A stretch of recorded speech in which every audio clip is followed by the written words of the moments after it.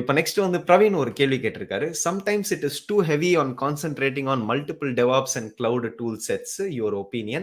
I am trying to become well versed in both AWS and Azure platform, or mastering one cloud is better. நல்ல கேள்வி Praveen ஸ்பாட்டன்.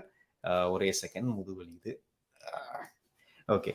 So இதுல வந்து நீங்க பாத்தீங்கன்னா with the more and more cloud paste platforms come in to play you have to become well worst in both AWS and assure. ஏன்னா ரொம்ப neck to நெக்கா ரெண்டு பேரும் டிராவல் பண்ணிட்டு இருக்காங்க இப்போதைக்கு.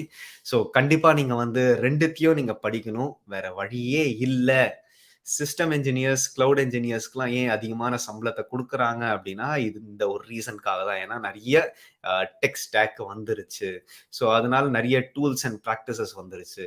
ஸோ என்ன கேட்டா master more then one cloud paste platform, but how to you do it, what's the approach அப்படின்னா முதல்ல ஒரு கிளவுட் பேஸ்ட் பிளாட்ஃபார்ம்ல அந்நியாத்துக்கு ஸ்ட்ராங்கா இருக்கணும்.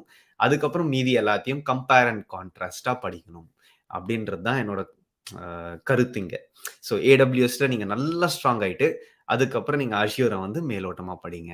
ஓகே, அதுல என்னெல்லாம் இருக்குன்றத கம்பேர் பண்ணி கான்ட்ராஸ்ட் பண்ணி பாருங்க. Okay, so that's my only advice Praveen. Okay.